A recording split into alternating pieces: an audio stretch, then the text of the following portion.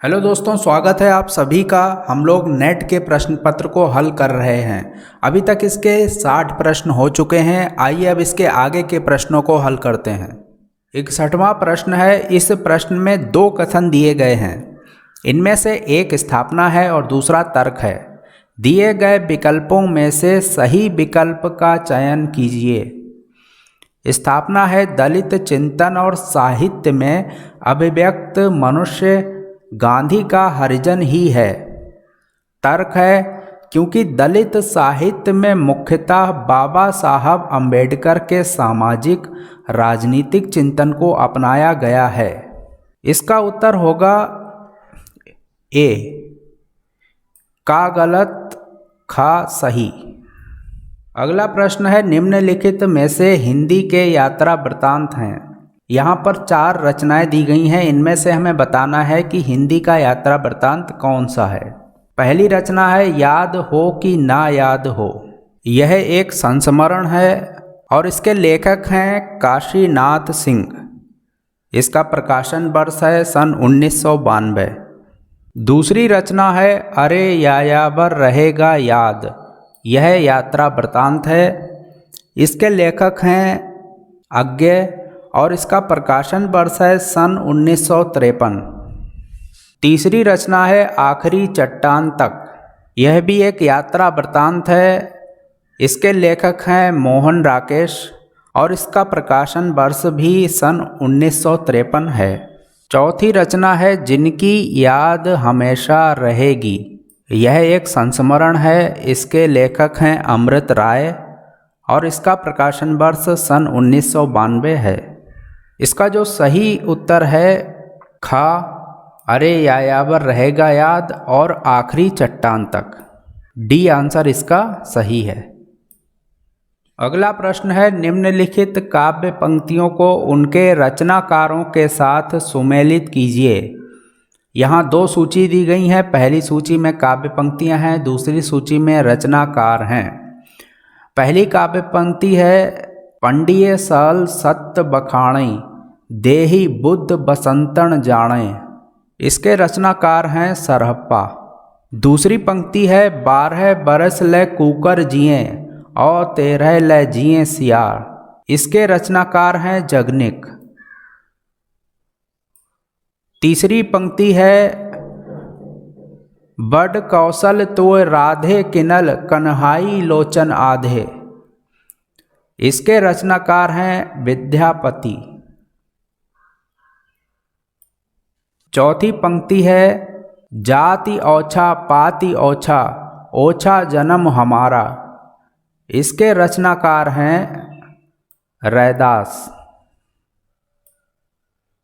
इसका सही आंसर होगा ए। अगला प्रश्न है, निम्नलिखित ग्रंथों का सही कालक्रम है। सबसे पहला ग्रंथ है एस्थेटिक। इसके लेखक हैं क्रोचे और इसका प्रकाशन वर्ष है सन 1912।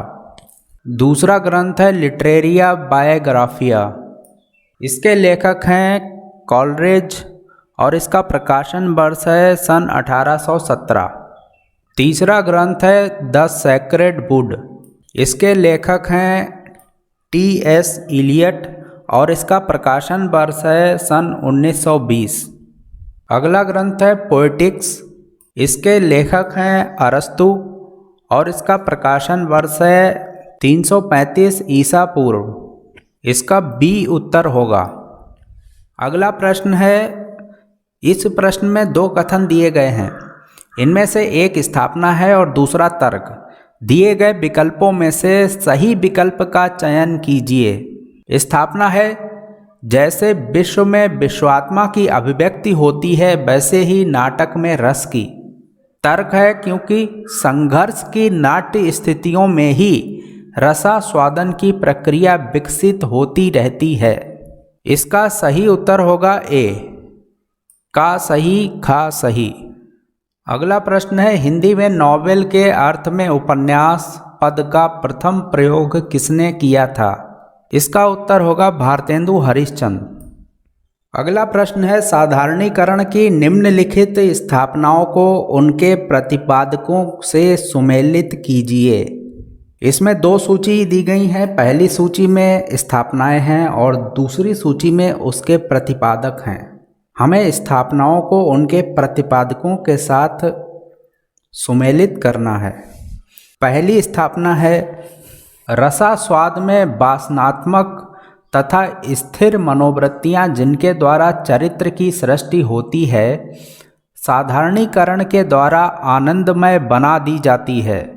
इसलिए यह वासन का संशोधन करके उनका साधारणीकरण करता है।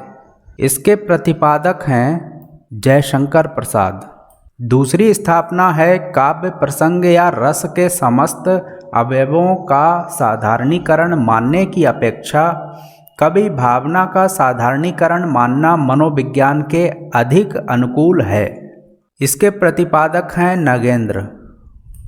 तीसरी स्थापना है, लोक हृदय की यह सामान्य अंतर्भूमि परख कर हमारे यहाँ साधारणीकरण सिद्धांत की प्रतिष्ठा की गई है।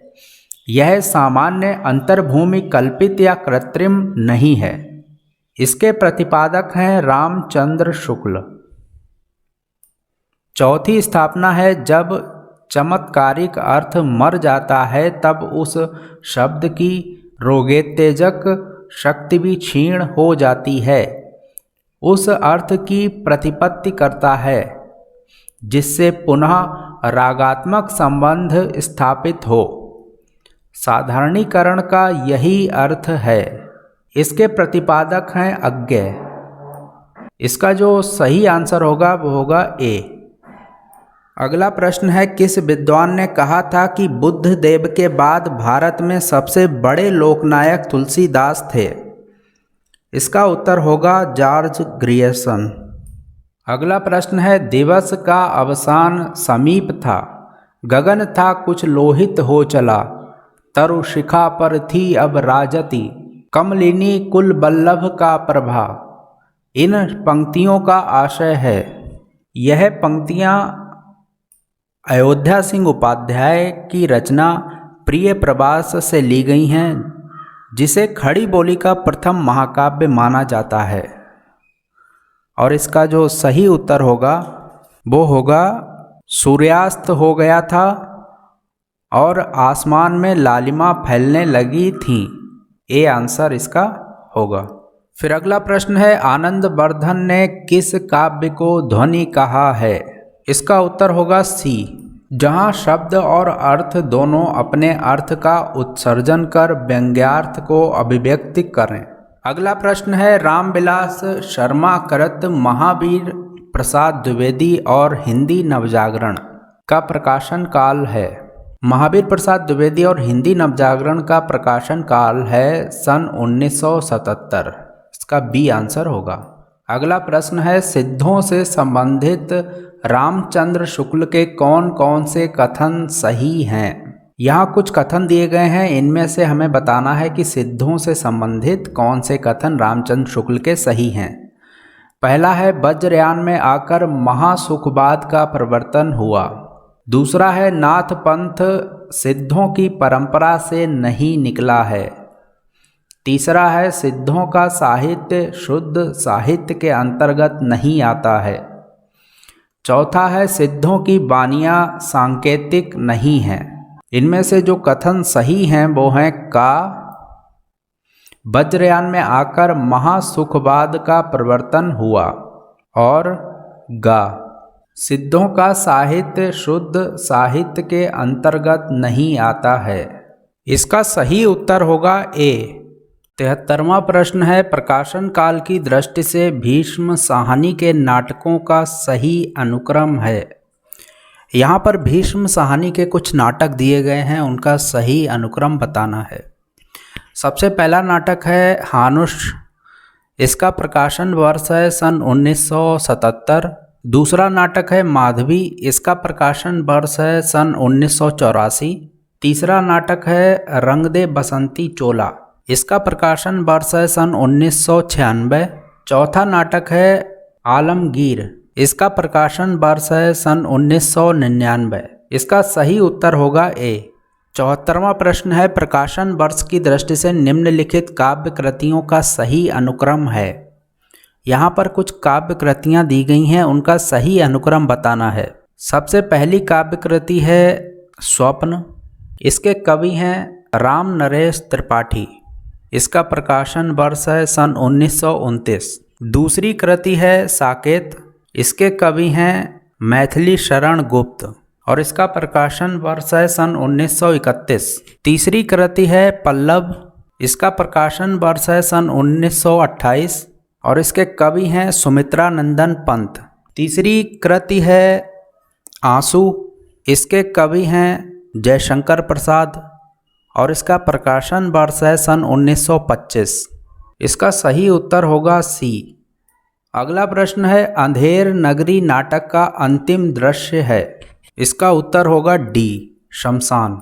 76वां प्रश्न है भारतीय संविधान के किस अनुच्छेद के अनुसार उच्चतम न्यायालय तथा उच्च न्यायालय में सब कार्यवाहियां अंग्रेजी भाषा में होंगी। इसका उत्तर होगा अनुच्छेद 348। अगला प्रश्न है भरत द्वारा निर्दिष्ट सात्विक भावों का इनमें से कौन सा समूह सही है। इसका सही उत्तर होगा सी। सबसे पहले बेपथु, फिर वैवर्ण्य, उसके बाद अश्रु, रोमांच और स्तंभ। अगला प्रश्न है निम्नलिखित उपन्यासों को उनसे संबद्ध पात्रों के साथ सुमेलित कीजिए। यहाँ पर दो सूची दी गई हैं। पहली सूची में उपन्यास हैं, दूसरी सूची में पात्र है। हमें उपन्यासों के पात्र को सुमेलित करना है। सबसे पहला उपन्यास है तमस। तमस का पात्र है रिचर्ड। दूसरा उपन्यास है राग दरबारी। इसका पात्र है रंगनाथ। तीसरा उपन्यास है महाभोज। इसका पात्र है सुकुल बाबू। चौथा उपन्यास है झूठा सच और इसका पात्र है तारा। इसका सही उत्तर होगा सी। इनमें तमस उपन्यास के लेखक हैं भीष्म साहनी। राग दरबारी के लेखक हैं श्रीलाल शुक्ल। महाभोज की लेखिका हैं मनु भंडारी। झूठा सच के लेखक हैं यशपाल। तमस का प्रकाशन वर्ष है सन 1973। राग दरबारी का प्रकाशन वर्ष है सन 1968। महाभोज का प्रकाशन वर्ष है सन 1979। झूठा सच का प्रकाशन वर्ष है सन 1958। अगला प्रश्न है जमीन पक रही है किसका कविता संग्रह है। इसका उत्तर होगा डी केदारनाथ सिंह। अगला प्रश्न है किस आचार्य ने शक्ति लोक व्यवहारादि से प्राप्त निपुणता तथा काव्यज्ञों की शिक्षा प्राप्त कर किया गया अभ्यास को काव्य का हेतु माना है। इसका उत्तर होगा मम्मट। आज हमने हिंदी प्रश्नोत्तरी के इस चौथे भाग में 20 और प्रश्नों को हल किया। इस प्रकार हमारे 80 प्रश्न हो चुके हैं। प्रश्न पत्र के बाकी प्रश्नों को हम अगले भाग में हल करेंगे।